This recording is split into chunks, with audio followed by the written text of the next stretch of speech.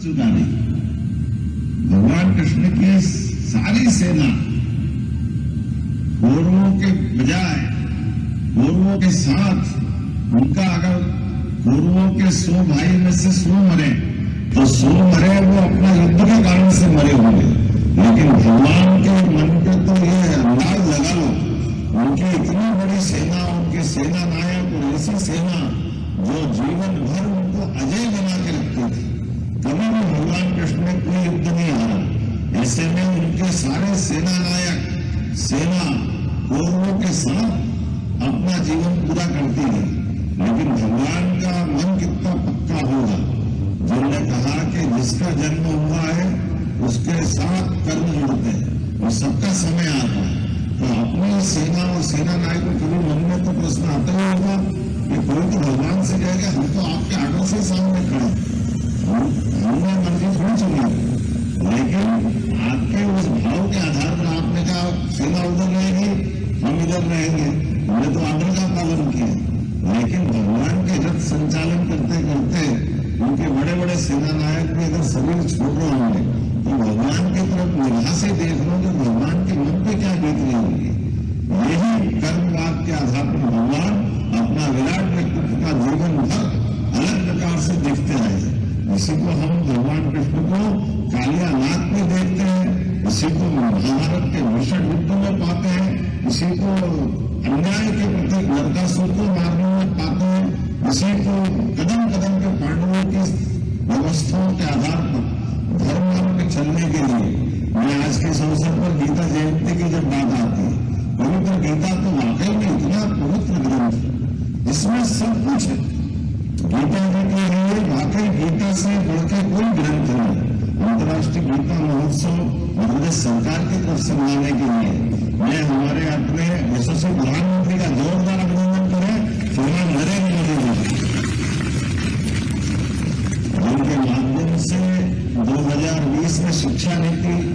पुनः संशोधित रूप में आई, और इस संशोधित रूप से आने के बाद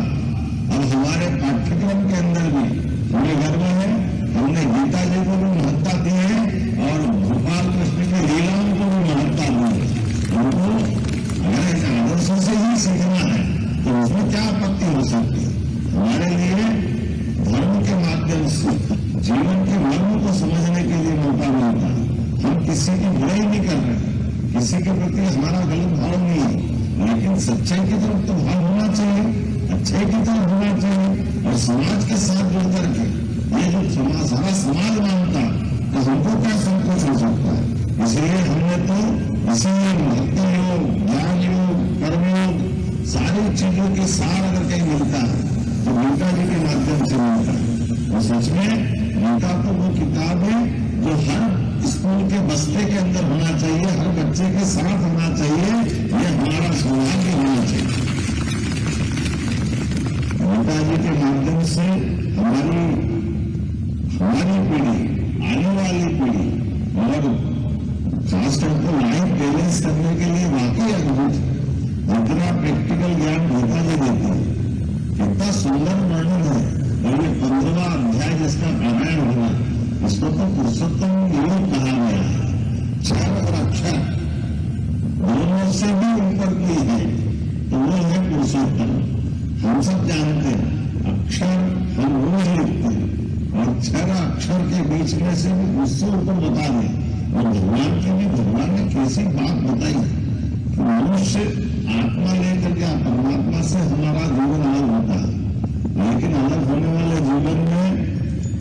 हमारे कर्म हमारे साथ रहने वाले, उस पर भगवान का अपना भाव अलग हो जाता है। अभी बड़ा मुश्किल जाता है कि मेरे कर्म मेरे साथ रहे, मैं भगवान की आत्मा में तो परमात्मा का हिस्सा है, लेकिन जैसे जल से बर्फ बनती और बर्फ बनने के बाद जल नहीं दिखाई देगा, जल गायब हो जाएगा, लेकिन जैसे ही वापस बर्फ पिघलेगी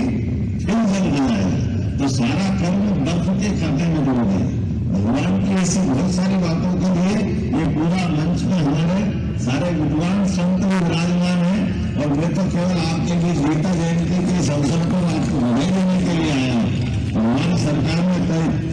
तय किया है, आज विधानसभा का सत्र भी है, वहां गीता जयंती मनाएंगे। लगभग 2 बजे गीता जयंती के कार्यक्रम में शामिल हुआ और शाम को इंदौर में गीता जयंती के साथ हमने तय किया कि हर नगर निगम, नगर पालिका, नगर परिषद, नगरीय निकायों में गीता भवन बनना चाहिए। तो आज गीता भवन की शुरुआत मध्य प्रदेश को मिलेगी। हमारे इंदौर राजवाड़ा के पास ये गीता भवन की शुरुआत के माध्यम से हमारी सभी प्रकार की गतिविधियों का संचालन करने के लिए गीता भवन से अच्छा कौन सा भवन हो सकता है,